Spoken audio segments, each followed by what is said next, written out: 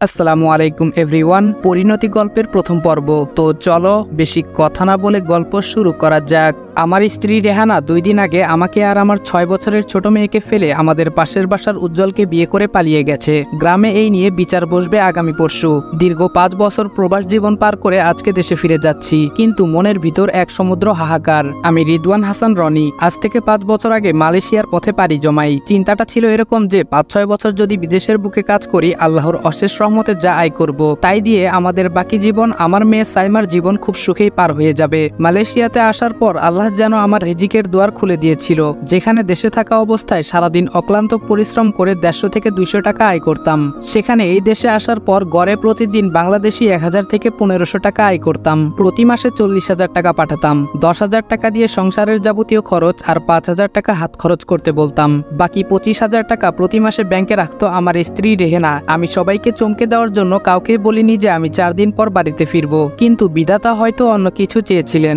যেদিন কনফার্ম হলাম আর 4 দিন পরে দেশে ফিরবো, সেদিনই আমাকে চমকে দিল আমার স্ত্রী রেহেনা। আমার মা ফোন দিয়ে জানালো যে আমার স্ত্রী পাশের বাসার উজ্জ্বলের সাথে পালিয়ে গেছে। পালিয়ে যাওয়ার 2 দিন পর কোর্ট থেকে তালাকনামা আর একটা চিঠি এসেছে বাড়িতে। বগুড়া জেলার ছোট একটা গ্রামে আমাদের বাড়ি। রেহানার সাথে আমার বিয়েটা ছিল প্রেমের। আমার বাবা মা সহজে মেনে নিলেও রেহানার বাবা এলাকার ধনী ব্যক্তি হওয়াতে আমাদের বিয়ের পর তিনি রেহানার সাথে সমস্ত সম্পর্ক ছিন্ন করে। এমনকি ওই বাড়ির কেউ আমাদের সাথে কোনোদিন দেখা করা কিংবা কথা বলার সাহস পেত না। অবশ্য এতে রেহানার কোনো আফসোস ছিল না। সে বারবার বলতো, রেদওয়ান, জীবন একটাই, এক জীবনে ভালোবাসার মানুষকে ছাড়া বেঁচে থাকবো এটার মানেই হয় না। তাই বাবা মাকে ছেড়ে দিতেও রাজি, কিন্তু তোমাকে ছাড়তে পারবো না। এখন বুঝতে পারছি যে আমার জন্য নিজের বাবা মাকে ছেড়ে দিতে পারে, সে যখন তখন আমাকেও ছেড়ে দিতে পারবে। আর সেটাই হলো আমার সাথে। আমার সোনার সংসার ছেড়ে চলে গেল, কিন্তু একবারও কি আমার মিষ্টি মেয়েটার মুখের দিকে তাকায়নি ও? নিজের গর্ভে যে মেয়েকে প্রায় 10 মাস রেখেছে তাকে ফেলেই অন্যের হাত ধরে চলে গেল। তোমাকে অভিশাপ দেব না রেহেনা, কিন্তু একটা কথা মনে রেখো, মাথার ওপর আছে বিশাল আকাশ, পায়ের নিচে জমিন। এই বিশাল আকাশ আর জমিনের মালিক কিন্তু সব দেখেছে। তোমার করা অন্যায়ের শাস্তি সে তোমাকে দেবেই। পাপ কারো পিছু ছাড়ে না। আজকের দিনটার অপেক্ষায় ছিলাম বিগত কয়েক বছর ধরে। কবে দেশে যাব, তারপর জমানো টাকা দিয়ে একটা বড়সড় কাপড়ের দোকান দেব। কিন্তু সেসব ভাবনা এখন যেন মরুভূমির মাঝে পানি খোঁজার মতো। সত্যি আমার জীবনটা আজকে তিক্ত মনে হচ্ছে। একটা কথা আছে, সুখে থাকতে ভূতে কিলায়। আমার স্ত্রীর অবস্থাটাও ঠিক তাই হবে। উজ্জ্বলের মতো লম্পটকে বিয়ে করা ওর জীবনের সবচেয়ে বড় ভুল। যাক, সে বিষয়ে এখন ভাবার সময় নেই। এখন এয়ারপোর্টের উদ্দেশ্যে রওনা দেই। ব্যাগ গোছাতে গিয়ে হঠাৎ নেকলেসটা হাতে পড়লো। মালয়েশিয়াতে প্রায় 15,000 দাম নিয়েছে, যেটা বাংলাদেশের টাকায় 3 লক্ষের একটু বেশি হয়। হ্যাঁ, এটা আমার স্ত্রীর জন্যই কিনেছি, কিন্তু এখন আমার স্ত্রী যে নেই। যাই হোক, এখন তাড়াতাড়ি গুছিয়ে এয়ারপোর্টের উদ্দেশ্যে রওনা দেই। পিঠে একটা ব্যাগ আর হাতে একটা ব্যাগ নিয়ে গ্রামের মাটিতে পা দিলাম। মনে হয় কিছুক্ষণ আগে হালকা বৃষ্টি হয়েছে। গ্রামে পা দিতেই নিজের জন্মভূমির চিরচেনা সেই মিষ্টি গন্ধে মন ভরে উঠেছে। মেটে রাস্তা হওয়াতে রাস্তার মাটিও কিছুটা নরম হয়ে গেছে। পায়ের জুতা খুলে একটা পলিথিনের ব্যাগে নিলাম। হেঁটে চলেছি বাড়ির উদ্দেশ্যে। কিছু দূর যেতেই ছোটবেলার বন্ধু রাকিবের সঙ্গে দেখা। রাকিব বলল, বন্ধু, তোর বউকে তো উজ্জ্বল খেয়ে দিল। কি বলবো আমি, কিছুই তো বলার নেই আমার মুখে যেন কেউ তালা লাগিয়ে দিয়েছে। রাকিবের দিকে তাকিয়ে ঠোঁট কিঞ্চিত প্রশস্ত করে একটা মৃদু হাসি দিলাম। আমাকে আর মাথা উঁচু করে চলা মানায় না, তাই মাথাটা নিচু করে রাকিবের সামনে থেকে বিদায় নিয়ে হাঁটতে লাগলাম। পেছন থেকে রাকিব বলল, রেদওয়ান, আমার কথায় কষ্ট পাইলেও কিছু করার নেই দোস্ত। গ্রামের প্রত্যেকটা মানুষ এর থেকেও বাজে কথা তোকে শোনাবে। তোর মেয়েটাকে দেখলে সবাই কি বলে জানিস? 12 ভাতারির মেয়ে। গতকাল এই নিয়ে 2-1 জনকে মেরেছিও। পরশু সন্ধ্যায় যে বিচার বসবে সেখানে আমার কথাও উঠবে। যাই হোক, আগের কথাগুলো বলার জন্য দুঃখিত দোস্ত। তুই আমার ছোটকালের বন্ধু, নিজের ভাইয়ের সমান। ইচ্ছা ছিল তোকে দেখলে বুকে জড়িয়ে ধরবো, কিন্তু তোকে কষ্ট দেওয়া লাগলো। এর কারণ হচ্ছে তোর সহ্য ক্ষমতা। রাকিবকে একটু বুকে জড়িয়ে ধরতেই মন বলছিল। আসলেই তো এর থেকেও বাজে বাজে কথা শোনা লাগবে আমাকে। আবারও রাকিবের দিকে তাকিয়ে মৃদু একটা হাসি দিয়ে বাড়ির পথে এগিয়ে যেতে লাগলাম। ওই দেখ, 12 ভাতারির প্রথম ভাতার যাচ্ছে। রাস্তা দিয়ে হাঁটার সময় পাশের দোকান থেকে কেউ একজন কথাটা বলে উঠল। 5 বছর আগে যখন বিদেশে গিয়েছিলাম তখন এখানে কোনো দোকান ছিল না। বেশ ভালোই মনে আছে, এই জায়গায় বিরাট একটা গর্ত ছিল। এই পাড়ার সবাই এই গর্তের মধ্যে আবর্জনা ফেলতো। সময়ের বিবর্তনে আবর্জনার গর্ত এখন পরিণত হয়েছে চায়ের দোকানে। অবশ্য এদের কথার ইঙ্গিত দেখে এটা এখন আমার কাছে চায়ের দোকান মনে হচ্ছে না। খালি চোখে দেখলে মনে হবে এটা একটা চায়ের দোকান, কিছু মানুষ বসে আছে। কিন্তু অন্তর দিয়ে দেখলে দেখা যাবে আবর্জনার স্তূপের উপর মানুষরূপী কিছু আবর্জনা বসে আছে। আছে, যাদের খেয়ে দিয়ে কাজ নেই, শুধু অন্যের মাথার উপর বাঁশ ভাঙার জন্য বসে থাকে। আমাকে থামিয়ে দিয়ে কে কথাটা বলেছে বোঝার চেষ্টা করছি। কণ্ঠ শুনে মনে হলো উত্তরপাড়ার রমিজ। এখনো মনে আছে আমি যখন দেশে ছিলাম এই রমিজ পাশের বাড়ির একটা মেয়ের সাথে অসভ্যতামি করার জন্য গ্রামের বিচারে মাথা টাক ও চুনের পানি মাথায় ঢেলে দেওয়া হয়েছিল। ওর দিকে তাকিয়ে একটা মুচকি হাসি দিলাম। রমিজ হয়তো আমার এই হাসির অর্থ বুঝে গেছে, তাই সে মাথা নিচু করে নিল। আর এতক্ষণ যারা ওর কথায় হাসাহাসি করছিল তারাও ভদ্র ছেলের মতো শান্ত হয়ে গেল। বাস্তবতা বড়ই অদ্ভুত। তুমি ঘোর অন্যায় করলেও নিজের দোষ চোখে পড়বে না, কিন্তু অন্যের ধুলো পরিমাণ ভুলকে তুমি পাহাড় সমান বড় করবে। যাই হোক, এখন এসব আবর্জনার সাথে কথা বলার ইচ্ছা নেই, তাই নিজের বাড়ির দিকে রওনা দিলাম। বাড়িটা বাইরে থেকে দেখছি যেমন রেখে গেছি তেমনই আছে, তবে চালের টিনগুলো নতুন। সূর্যের আলো যখন টিনের উপর পড়ছে নতুন টিনগুলো হীরার মতো চকচক করছে। বাড়ির ভেতর প্রবেশ করে দেখলাম পাড়া প্রতিবেশী কিছু মহিলা মায়ের পাশে বসে আছে, বাবার আশেপাশে চাচারা বসে আছে। আমার মেয়েটা ওর ফুফুর কাছে রয়েছে। আমাকে প্রথম আমার মেয়ে বাড়ির ভেতরে ঢুকতে দেখে, সে আব্বু বলে ফুফুর কোল থেকে নেমে দৌড়ে আমার কাছে চলে আসে। হাতের ব্যাগটা মাটিতে রেখে মেয়েকে কোলে তুলে নিলাম। 2 দিন মা পাশে নেই, তাই মেয়েটার মুখখানা একদম শুকনো লাগছে। মেয়ে বলল, আব্বু, আম্মু আমাকে ফেলে চলে গেছে, তুমিও কি চলে যাবে? আমি মেয়ের কপালে একটা চুমু দিয়ে বললাম, আব্বু এবার বিদেশ থেকে একেবারে চলে এসেছে, এবার সে তার পিচ্চি পরিটাকে ফেলে কোথাও যাবে না। মায়ের দিকে তাকিয়ে দেখলাম আঁচল মুখে নিয়ে নিজের কান্না আটকানোর বিচার চেষ্টা করছে। ছোট বোন সুমাইয়া এগিয়ে এসে বলল, ভাইয়া কেমন আছিস তুই? বাড়ির সবাই জানে আমার মন খারাপ কিংবা কষ্ট লাগলে রুক্ষতা নিয়ে একটা মুচকি হাসি দেই, এখনো তাই করলাম। বোন বলল, জানি তুই ভালো নেই ভাইয়া, তবুও 5টা বছর পর তোর সাথে দেখা হচ্ছে, তাই এই কথাটা বলতেই হয়। আবারও মুচকি হাসি দিলাম, তবে এবার চুপ না থেকে কিছু কথাও বললাম। আল্লাহ আমাকে খুব ভালো রেখেছে রে বোন, আগামীতেও ভালো রাখবে। বোন বলল, ভাইয়া এত বড় ঘটনা ঘটে যাওয়ার পরও বলছিস তুই ভালো থাকবি? বোনের কথা শুনে বরাবরের মতো আবারও মিষ্টি হাসি দিয়ে বললাম, আল্লাহ যা করেন তার বান্দার ভালোর জন্যই করেন। আমি যদি আমার ধৈর্য হারিয়ে ফেলি তাহলে আমার ঈমান দুর্বল হয়ে যাবে বোন, তাই সদা আল্লাহর কাছে শুকর গুজার করি। বোন আর কোনো কথা না বলে ব্যাগ 2টা নিয়ে চলে গেল। আমি মেয়েকে কোলে নিয়ে মায়ের কাছে গেলাম। আমি বললাম, মা তুমি কেমন আছো? আমার কথার উত্তর দিতে পারলো না মা, হু হু করে কেঁদে উঠলো। আমি বললাম, মা এমন ভাবে কেঁদো না, আদৌ কি এমন কিছু ঘটেছে যার জন্য এভাবে কান্না করতে হবে? মা বলল, তুই কেমন আছিস বাবা? আমি বললাম, আলহামদুলিল্লাহ মা, আমি খুব ভালো আছি। মা বলল, এসব কি হয়ে গেল? যাকে মেয়ের মতো ভালোবাসতাম সে আমাদের সাথে এত বড় বেইমানি করলো কিভাবে? আমি বললাম, মা এখন এসব আজে বাজে চিন্তা বাদ দাও। বাবার সাথেও হালচালের কথা বলে মেয়েকে সুমাইয়ার কাছে দিয়ে নিজের ঘরে ফ্রেশ হতে চলে গেলাম। ড্রেসিং টেবিলের সামনেই আমার রেহানার আর আমাদের মেয়ে সাইমার একটা ছবি রয়েছে, মালয়েশিয়া যাওয়ার 2 দিন আগে তোলা ছবিটা। মেয়েটার বয়স তখন 1 বছর। ছবি উঠতে হলে যে ক্যামেরার দিকে তাকাতে হয় তখন সেই বুদ্ধি ওর হয়নি। তবুও রেহানার ইচ্ছা ছিল আমি চলে গেলেও এই ছবিটা দেখবে আর মনে হবে যে আমি ওদের সাথে আছি। আসলে কি থেকে কি হয়ে গেল আমি কিছুই বুঝতে পারছি না, এটা কোনো দুঃস্বপ্ন মনে হচ্ছে। ঘুমটা ভেঙে যাক, আমার সুন্দর দিনগুলো ফিরে আসুক, কিন্তু আফসোস সেসবের কিছুই হবে না। একদিন পর গ্রামে বিচারের মজলিসে বসে আছি, আমি, বাবা, রেহানার বাবা, উজ্জ্বলের বাবা, গ্রামের গণ্যমান্য ব্যক্তিরা আর এসব দেখে মজা মারতে আসা গ্রামের অন্যান্য সাধারণ লোকজন। বিচার কার্য শুরু হলো। প্রথমেই মোড়ল সাহেব কথা বললেন, স্বামী যদি স্ত্রীর চাহিদা পূরণ না করতে পারে তাহলে সেই স্ত্রী স্বামীকে ছেড়ে দিতেই পারে। তাই আমার দৃষ্টিতে রেদওয়ানের বউ অন্যের সাথে বিয়ে করেছে এটাকে আমি খুব একটা খারাপভাবে নিচ্ছি না। আমি বললাম, চাচা বলতে পারেন আমি কোন দিক থেকে আমার স্ত্রীকে অভাবে রেখেছিলাম? মোড়ল বলল, রেদওয়ান মিয়া তুমি মোটামুটি শিক্ষিত ছেলে, আশা করি আমার কথার মানেটা বুঝতে পেরেছ। আমি টাকা পয়সা বা সম্পদের কথা বলিনি, একটা মেয়ের আরো কিছু চাহিদা আছে। আমি বললাম, চাচা বিদেশে যাওয়ার কথা সেই প্রথম আমাকে বলেছিল, আমি বলি নাই। আমি বলেছিলাম মাঠের 1 বিঘা জমি আছে, ওটা বিক্রি করে একটা ব্যবসা করি, কিন্তু সে আমাকে বলেছিল না তুমি বাইরে যাও, সেখানে অনেক টাকা আয় করবে, তারপর আমাদের ভবিষ্যৎ জীবন সুখের হবে। মোড়ল চাচা উজ্জ্বলের বাবাকে উদ্দেশ্য করে বলল, জমির ভাই তোমার কি মতামত? উজ্জ্বলের বাবা বলল, আমার কোনো মতামত নেই আফজাল ভাই, ছেলে প্রাপ্তবয়স্ক হয়েছে, তার নিজের সিদ্ধান্ত নেওয়ার অধিকার আছে, এতে আমার কথা বলার কিছুই নেই। আমার শ্বশুর জীবনে কোনোদিন আমার সাথে কথা বলেনি, এমনকি নিজের পরিবারের কাউকেও কথা বলতে দেয়নি, কিন্তু আজকে যে সে আমার পক্ষ নিয়ে কথা বলবে আমি তা ভাবতেই পারি নাই। উনি গলা খাকারি দিয়ে বলতে শুরু করলেন, রেহানার বাবা বলল, মেয়েটাকে কোনোদিন চুল পরিমাণ কষ্ট দেয়নি, ছোট থেকে আদর দিয়ে বড় করেছি, ছোটখাটো দোষগুলো চোখে পড়তো না, পড়ার কথাও না। বাবা মা ছেলে মেয়ের ছোটখাটো ভুল ত্রুটি খুব একটা বুঝতে পারে না, এটাই প্রকৃতির নিয়ম। আমাদের ক্ষেত্রেও তার ব্যতিক্রম হয়নি, মেয়ের দোষ খুঁজে পেতাম না।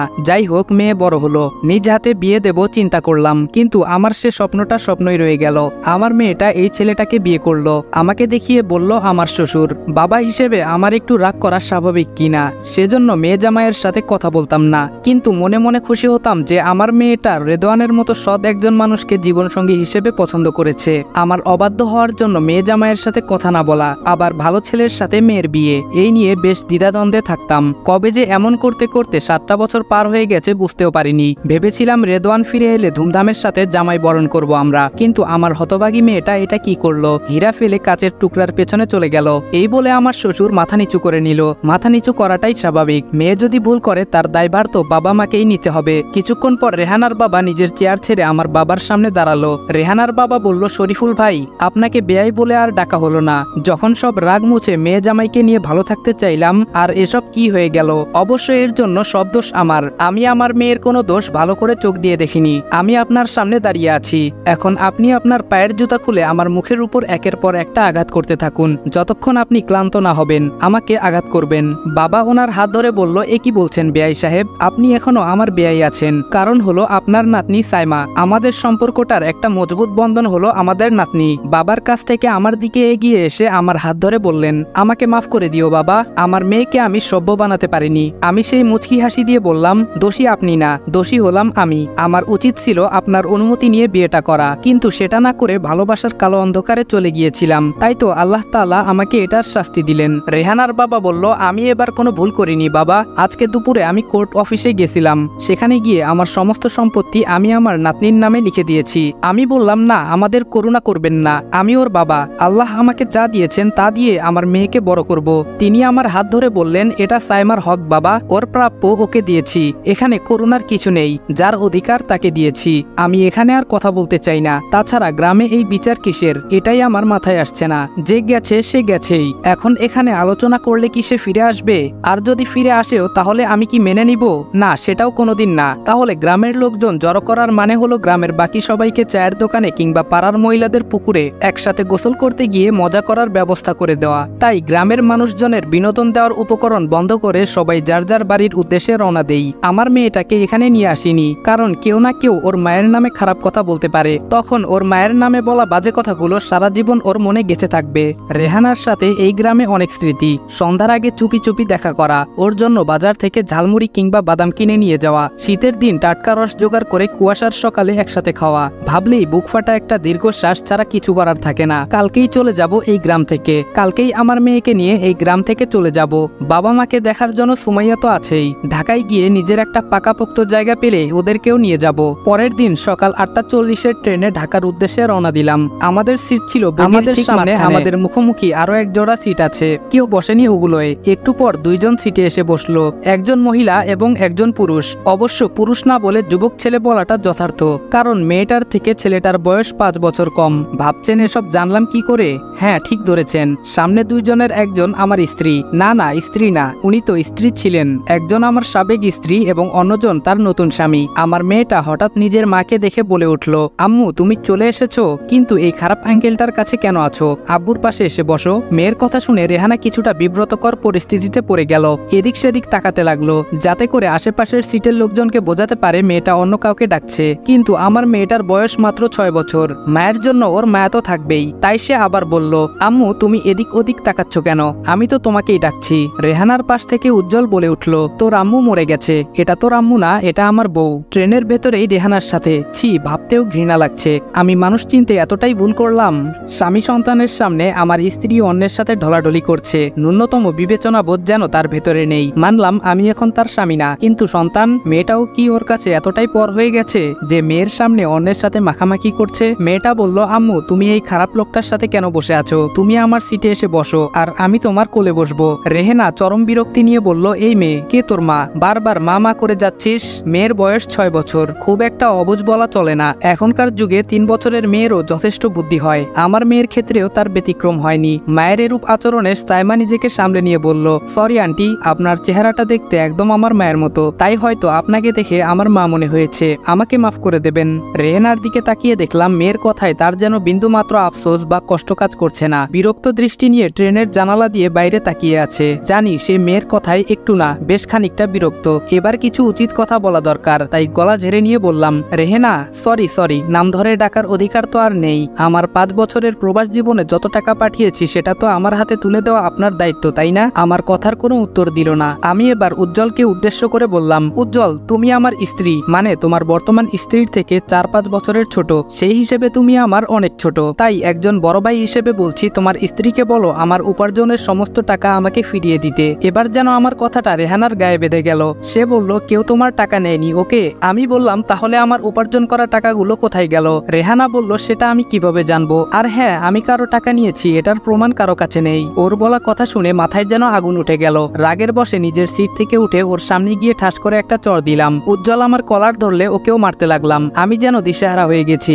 মাথায় রক্ত চেপেছে। আমার সমস্ত সুখ, টাকা পয়সা, আমার ভালোবাসা সব এই অমানুষটার জন্য হারিয়ে গেছে। আচ্ছা, অমানুষ কি শুধু উজ্জ্বল? না না, ও একা কিভাবে হয়? ও যতটা অপরাধী তার সমান অপরাধী রেহানা। ট্রেনের গার্ডে থাকা পুলিশ এসে আমাকে উজ্জ্বলের থেকে আলাদা করলো। আমি বললাম, ছাড়ুন আমাকে, ওকে আজকে আমি খুন করব। আমার চোখের সমস্ত ঘুম কেড়ে নিয়ে আমাকে ও শেষ করে দিয়েছে। আমার বলা কথার পাল্টা জবাব দিয়ে উজ্জ্বল বলল, দেখুন না, এই লোকটা আমার স্ত্রীকে আজে বাজে ইঙ্গিত করছিল। আমি প্রতিবাদ করায় আমার উপর ঝাঁপিয়ে পড়েছে, এমনকি আমার স্ত্রীর উপরেও হাত তুলেছে। পুলিশ ভালোভাবে উজ্জ্বল আর রেহানার দিকে তাকালো, অনেকটা ভ্রু কুঁচকে বলল, আপনার স্ত্রী মানে? উনি তো আপনার থেকে বেশি বয়সের মনে হচ্ছে। উজ্জ্বল কিছুটা ইতস্ত হয়ে আবার নিজেকে স্বাভাবিক করে নিয়ে বলল, এটা হলো ভালোবাসা। যেখানে ভালোবাসা আছে সেখানে বয়স কোনো বিষয় না। এই বলে রেহানাকে নিজের কাছে টেনে নিল। রেহানা নিজেও নির্লজ্জের মতো আবার উজ্জ্বলের বুকে ঢলে পড়ল। একজন মা মেয়ের সামনে এটা করছে কিভাবে? কিন্তু ওকে বলার অধিকার আমি হারিয়েছি। ওর কথা ভাবলেই যেন সারা শরীর গুলিয়ে আসছে, এক্ষুনি যেন বমি হয়ে যাবে। পুলিশ আমার হাতে হাতকড়া পরিয়ে বলল, দিন দুপুরে পাবলিক ট্রেনে অসভ্যতামি করছিস? তোদের মতো মানুষের জন্য দেশটা নষ্ট হচ্ছে। আমি বললাম, অফিসার, শুধু তো অন্য পাশের কথাটাই শুনলেন, আমারও তো কিছু বলার থাকতে পারে, তাই না? তাহলে আমাকে বলার সুযোগ কেন দিচ্ছেন না? পুলিশ বলল, একজন ছেলে বলছে তার স্ত্রীর সাথে বেয়াদবি করছিলি, তোকে বাধা দেওয়ায় তুই ওর উপর হাত তুলেছিস, আবার নাকি ওর স্ত্রীর উপরেও হাত তুলেছিস। এর বেশি তো আর কিছু জানা নেই। আমার মেয়েটা পুলিশের পা ধরে বলল, পুলিশ আঙ্কেল, আমার আব্বু কোনো কিছু করেনি। ওই যে মহিলাটা ওই খারাপ লোকটার সাথে রয়েছে, উনি আমার মা, আমার আব্বুর স্ত্রী। ওই খারাপ মহিলাটা আমার আব্বুকে তালাক দিয়ে ওই লোকটাকে বিয়ে করেছে। পুলিশ যেন কিছুটা গোলক ধাঁধায় পড়ে গেল। তারপর রেহানাকে জিজ্ঞেস করলো, এই বাচ্চাটা যা বলছে সেগুলো কি সত্য? রেহানা সম্পূর্ণ অস্বীকার করে বলল, কেউ একজন আপনাকে বলে দিল যে সে আমার মেয়ে, আর আপনি মেনে নেবেন? কেউ একজন বলে দিল সে আমার স্বামী ছিল, আর আপনি মেনে নিলেন? এদের কাউকে আমি চিনি না। আমরা তো অভিযোগ দিয়েছি তারা আমাদের সাথে অসভ্যতামি করেছে। বিশ্বাস না হলে বাকিটা আশেপাশের সিটের লোকজনের কাছে শুনুন। আমি জানি আশেপাশের লোকজন রেহানার কথার সাথেই তাল মিলাবে। যদিও তারা কিছুই শোনেনি, তবুও তারা আমাকে আরো বেশি দোষী বানাবে। কেউ কেউ পারলে 2-1 লাইন বেশি জুড়ে দেয়। মানুষ বড়ই অদ্ভুত প্রাণী। চোখে দেখা জিনিসের থেকেও কানে শোনা বা মানুষের মুখের কথা নিয়ে ভাবে বেশি। আমাকে আর আমার মেয়েকে ট্রেনের ওই বগি থেকে পুলিশ তাদের কাছে নিয়ে গেল। উদ্দেশ্য ঢাকায় নেমে আমাকে জেলে দেওয়া। রেহানার সামনে থেকে যাওয়ার সময় বলেছিলাম, এই পৃথিবীর মালিক যিনি বিচার করবেন তিনি, তার চোখ ফাঁকি দেওয়ার ক্ষমতা একটা পিঁপড়ারও নেই। আর তুমি তো মানুষ। আজকে যেই মেয়েকে তুমি অস্বীকার করলে, একদিন এই মেয়েকে পাওয়ার জন্য তুমি নিজের মাথা ঠুকরে মরবে। তবুও সেদিন তুমি মেয়েকে পাবে না, কারণ জন্ম দিলেই মা হওয়া যায় না। মা এমন একটা শব্দ যেটা জন্ম দেওয়ার সাথে সম্পর্কযুক্ত না। একজন জন্ম দিয়েও মা হতে পারে না, আবার আরেকজন জন্ম না দিয়েও মা হয়ে যায়। তুমি প্রথম ক্যাটাগরিতে পড়ো, জন্ম দিয়েও মা হতে পারোনি। একজন মা তার স্বামীকে অস্বীকার করতে পারে, কিন্তু নিজের সন্তানকে না। আর রেহানা আজকে সেটাই করে দেখালো। ঢাকায় যাওয়ার পর আমাকে আর সাইমাকে থানায় নিয়ে যাওয়া হয়। কয়েকদিন পর আমাকে কারাগার থেকে বড় জেলে চালান দেওয়া হবে, আর মেয়েকে বাড়িতে পাঠিয়ে দেবে পুলিশ নিজ দায়িত্বে। ততদিন আমার মেয়েকে ওরাই দেখাশোনা করবে। কারাগারে বসে আছি, মেয়েটা বাইরে একটা চেয়ারে বসে আছে মাথাটা নিচু করে। একটা 6 বছরের মেয়েকে বাবা মাকে নিয়ে কত কিছু না দেখতে হচ্ছে। কিছুক্ষণ পর প্রায় 25-26 বছর বয়সী মেয়ে থানার ভেতরে প্রবেশ করলো। মুখটা ভালো করে দেখে আমি নিজেকে উল্টো দিকে ফিরিয়ে নিলাম, কোনোভাবেই আমাকে যেন চিনতে না পারে। কিছুক্ষণ পর রেদোয়ান নাম ধরে ডাক দিল। আমি অনিচ্ছা সত্ত্বেও ওর দিকে তাকালাম। রিয়া বলল, এ কি রেদোয়ান, তুমি জেলে কেন? কি করেছো তুমি? হঠাৎ করে মালয়েশিয়া থেকে উধাও হয়ে গেলে, আজকে দেশে এসে তোমাকে জেলে দেখছি কেন? রিয়াকে কিছুই বলতে ইচ্ছে করছে না। আমি চাই না আমার ব্যথার ভাগ কাউকে দিতে। সত্যটা জানলে ও আমাকে বিয়ে করতে চাইবে, যেটা আমি কোনোদিন চাই না। ঘুরানোর জন্য বললাম, ট্রেনে আসার সময় মারপিট করেছিলাম কিছু লোকজনের সাথে। রিয়া বলল, এটা আমি মানি না রেদোয়ান, তুমি আর মারামারি, এটা কোনোদিন বিশ্বাস করব না। একজন অফিসার রিয়ার হাতে একটা ফাইল দিয়ে বলল, এই নিন ম্যাডাম আপনার ফাইল, আমরা সবকিছু ভেরিফাই করে দিয়েছি, আপনি কালকে থেকে আপনার অফিস শুরু করতে পারেন। আর হ্যাঁ, এই লোকটাকে কি আপনি চিনেন? রিয়া বলল, হ্যাঁ উনি আমার ফ্রেন্ড। অফিসার বলল, ফ্রেন্ড? কিন্তু ও তো আপনার থেকে বয়সে। রিয়া বলল, ফ্রেন্ড হওয়ার জন্য বয়স লাগে বুঝি? এখন বলুন ওকে কেন অ্যারেস্ট করেছেন? যদিও ও আমাকে বলেছে একটা ঘটনা যেটা আমি বিশ্বাস করি না। অফিসার বলল, ম্যাডাম আপনার এই বন্ধু ট্রেনের ভেতর অন্যের স্ত্রীর সাথে অসভ্যতামি করেছে। শুধু তাই নয়, ছেলেটার সাথে হাতাহাতিও করেছে। রিয়া বেশ খানিকটা অবাক হলো, আমার মুখের দিকে ভালোভাবে তাকিয়ে দেখার চেষ্টা করছে আসলেই এই কাজ আমি করেছি কিনা, মুখে কি কিছু লেখা আছে নাকি যে ও সব বুঝতে পারবে। রিয়া বলল, রেদওয়ান, অফিসার যা বলছে তা কি সত্যি? চেয়ার থেকে আমার মেয়েটা উঠে এসে রিয়ার এক হাত ধরে বলল, আন্টি আপনি একটু আমাদের সাহায্য করুন, আমার আব্বু কারোর সাথে বেয়াদবি করেনি। রিয়া বলল, কে তুমি মামনি? আমি বললাম, সে আমার মেয়ে। রিয়া এবার সাইমাকে কোলে তুলে নিয়ে সারা মুখে চুমু খেতে লাগলো। এরপর সমস্ত মুখে হাত বুলিয়ে দেখছে, জানি না কেন মুখে হাত বুলাচ্ছে। রিয়া সাইমাকে কোলে নিয়েই বলল, রেদওয়ান, তোমার মেয়েটা একদম তোমার মতো দেখতে, এমন মিষ্টি একটা মেয়ের মা হওয়া ভাগ্যের বিষয়। মনে মনে বললাম, তোমার কাছে ভাগ্যের বিষয়, কিন্তু ওকে যে জন্ম দিয়েছে সে নিজেই ওকে ফেলে চলে গেছে। রিয়া বলল, রেদওয়ান তুমি কিছু বলছো না যে? সাইমা বলল, আমি বলছি আন্টি। আমি সাইমাকে কড়া গলায় বললাম, তুমি কিচ্ছু বলবে না। আমার কড়া কথা শুনে সাইমা চুপ হয়ে গেল। বাচ্চা মেয়ে যেটা সত্য সেটাই বলতে চায়, কিন্তু ওর সত্য বলাটা যে ওর গর্ভধারিণীকে খারাপ চরিত্রহীনা বানিয়ে দেবে, তাই চুপ থাকাটাই শ্রেয়। রিয়া সাইমাকে বকা দেওয়াটা ভালোভাবে নিল না। রিয়া বলল, রেদওয়ান, এতটুকু মেয়েকে কেন বকা দিচ্ছ তুমি? রিয়াকে কিভাবে বুঝাই আমি? রিয়া সাইমাকে কোলে নিয়ে বাইরের দিকে গেল। এর মানে আমি ভালোই জানি সাইমা ওকে সব সত্য বলে দিবে, নিজের মায়ের ক্যারেক্টার সার্টিফিকেট দিবে। কিছুক্ষণ পর রিয়া আর সাইমা ফিরে এলো। রিয়ার চোখ দুটো ভেজা ভেজা। হয়তো একজন মায়ের তার সন্তানকে ফেলে চলে যাওয়ার কথাটা শুনে কেঁদেছে, সন্তানের সামনে মায়ের অন্যের সাথে ঢলাঢলি করার কথা শুনে কেঁদেছে। সাইমা 6 বছরের মেয়ে, সব বিষয় খুব সহজেই ওকে বলতে পারবে জানি, তবুও জিজ্ঞাসা করলাম, রিয়া তোমার চোখে পানি কেন? তুমি কি কেঁদেছো? রিয়া পার্স থেকে টিস্যু পেপার বের করে ভালো করে চোখ মুছে নিল। রিয়া বলল, না আমি কাঁদছি না রেদওয়ান, তোমার সাথে এত কিছু ঘটে গেল আর তুমি ফোন দিয়ে আমাকে জানালেও না। আমি মুচকি হাসি দিয়ে বললাম, কি বলবো? আমার বউ অন্যের সাথে পালিয়ে গেছে, এটা বলবো? রিয়া বলল, প্লিজ রেদওয়ান, তুমি এই হাসিটা দেবে না, তোমার এই হাসিটায় আমার মনে হাহাকারের সৃষ্টি করে। এত ধৈর্যশীল না হওয়াটাই ভালো রেদওয়ান। আমি আবারও মুচকি হাসি দিয়ে বললাম, ওপরে যিনি আছেন তিনি ধৈর্যশীল মানুষকে পছন্দ করেন এবং ভালোবাসেন। রিয়া বলল, তোমার সব জ্ঞানী কথা পরে শুনবো, এখন চলো। রিয়া এমন ভাবে বলছে যেন থানাটা ওর। ও কথা বলার জন্য অফিসারের রুমে গেল সাইমাকে নিয়ে। কিছুক্ষণ পর অফিসার সহ ওরা আমার সেলের সামনে আসলো। সেলের দরজা খুলে দেওয়া হলো। অফিসার রিয়া আর সাইমাকে আগে যেতে বলে আমার সাথে সাথে বাইরে যেতে লাগলো। আমার ঘাড়ে হাত দিয়ে বলল, আমি দুঃখিত মিস্টার রেদওয়ান, ম্যাডামের কাছে আপনার আর আপনার মেয়ের সমস্ত ঘটনা শুনলাম। এমন কিছু আপনার জীবনে ঘটেছে ভাবলেই সারা শরীরে কাটা দেয়। কি অদ্ভুত জীবন, যার জন্য বাইরের দেশে গেলেন সে আপনাকে ছেড়ে চলে গেল। তবে সৃষ্টিকর্তার বিচার অনন্য, যেখানে মানুষের ক্ষমতা শেষ সেখান থেকে ওনার ক্ষমতা শুরু, যার কোনো শেষ নেই। তিনি সবকিছুর বিচার করবেন। আপনার সামনের দিন আরো ভালো হবে ইনশাল্লাহ। থানা থেকে বিদায় নিয়ে রিয়ার গাড়িতে উঠে পড়লাম। আপনারা ভাবছেন কেন রিয়ার গাড়িতে উঠে পড়লাম? আসলে আমি আমার মেয়েকে নিয়ে আমার আলাদা একটা পৃথিবী করতে চাই, কিন্তু অন্য কেউ আপনার মতামতের ভাগ চাইতে পারে। এমন মানুষ আছে যাদেরকে আপনি ফিরিয়ে দিতে পারবেন না। রিয়াও তেমন একজন মানুষ। রিয়ার পরিচয় তো দেওয়া হয়নি। রিয়া আহমেদ, বিখ্যাত বিজনেসম্যান রাইসুল আহমেদের একমাত্র মেয়ে। ওর সাথে পরিচয় হয়েছিল মালয়েশিয়াতে, ওখানে পড়াশোনা করতে যায় সে। তারপর ওর সাথে আমার পরিচয় হয়। কিছুদিন পর হুট করে ও বলে বসে সে আমাকে ভালোবাসে। আমি ওকে সবকিছু বলি যে আমার স্ত্রী সন্তান আছে। তারপর থেকে আর কোনোদিন নিজের ভালোবাসার কথা বলেনি, তবে ভালো একজন বন্ধু হয়ে যায়। যদিও আমি বন্ধুত্ব করতে চাইনি, কিন্তু ওই যে মেয়েদের ইমোশনাল ব্ল্যাকমেইল, তাই ওর সাথে বন্ধুত্ব। ওর পড়াশোনা শেষ হয়েছে হয়তো, তাই দেশে চলে এসেছে। আমাদের জায়গা হয় রিয়ার বাসাতে। ওর বাবা একজন অমায়িক লোক। ভেবেছিলাম কোটিপতি লোক, অহংকারী হবে, কিন্তু তিনি আমার ভাবনার ঠিক উল্টো মানুষ। রিয়াও ঠিক তার মতো, না আছে অহংকার, না আছে গাম্ভীর্য।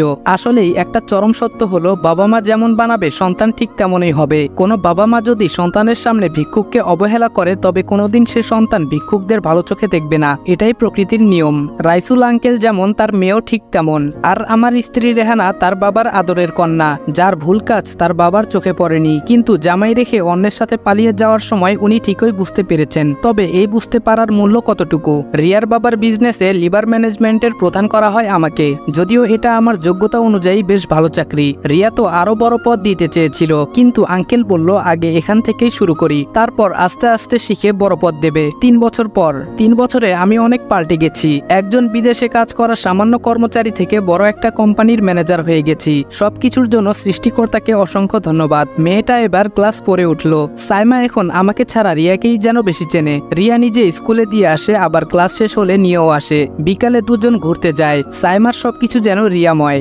এগুলোই মায়ের কাজ। হ্যাঁ মা, রিয়া এখন সাইমার মা হয়ে গেছে। আমি নিজেও জানি না সাইমা যেন কবে থেকে রিয়াকে মা বলে ডাকে, যদিও আমি বারণ করেছি, কিন্তু রিয়া মা বলার বারণকে ফেলে দিয়ে নিজের পাওয়ার দেখিয়ে সাইমার মা হয়ে আছে। মা বাবাকে ঢাকায় নিয়ে চলে এসেছি। বোনকে একজন কলেজের প্রফেসরের সাথে বিয়ে দিয়েছি। রেদওয়ানের জীবনের সফলতা যেখানে একের পর এক আসতে চলেছে, সেখানে হঠাৎ একদিন দমকা হাওয়া চলে আসে। আমার ঠিকানায় একটা চিঠি আসে। চিঠিটা হাইকোর্ট থেকে এসেছে।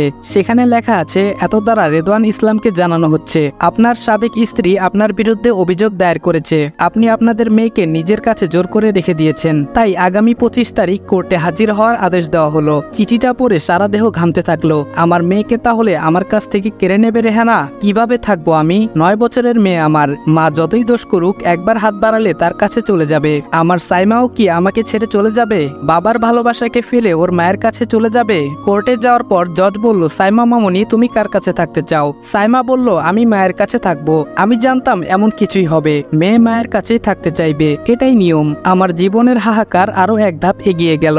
রেহানার মুখ খুশিতে ভরে উঠল।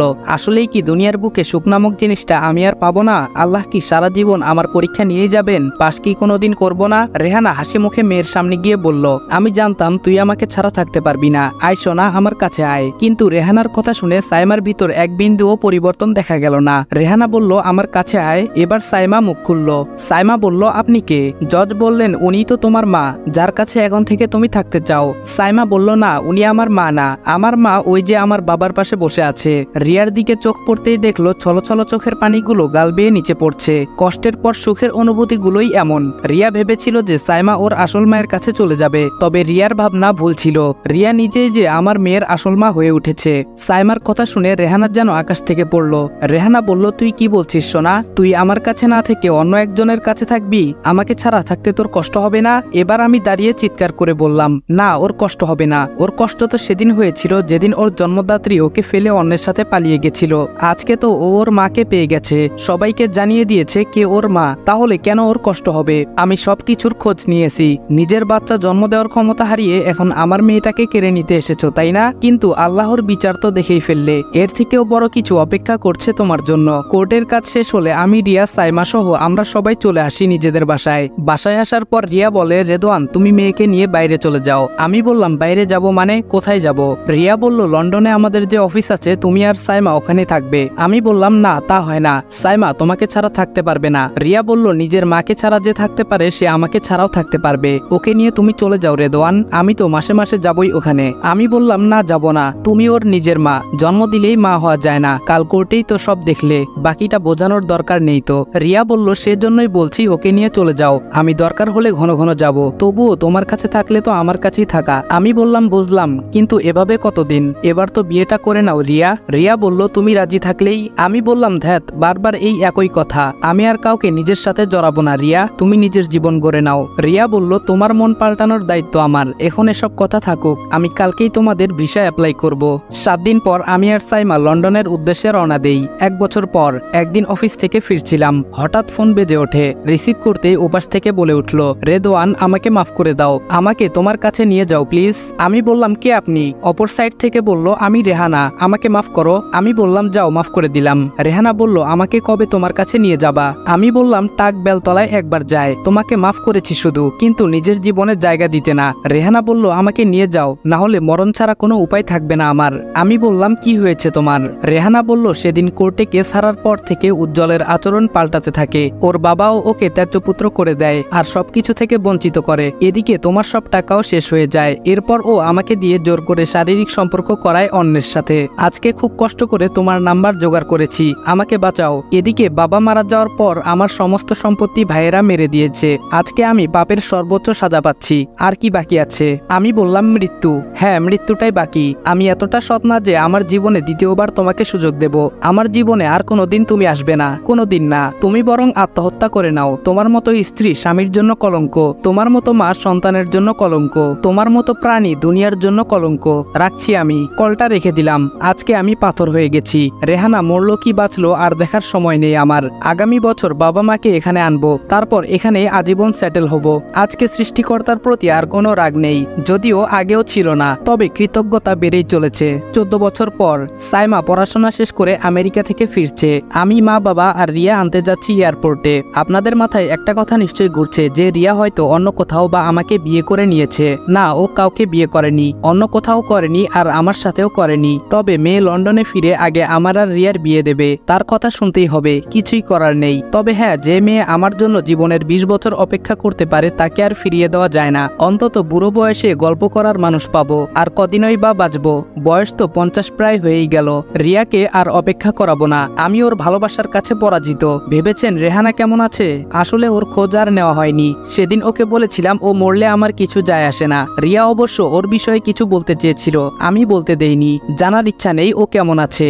মরুক বা বাঁচুক আমার কি, ভালো থাকবো মেয়েকে নিয়ে, যে আমাকে সত্যিকারের ভালোবেসেছে সেই রিয়াকে নিয়ে।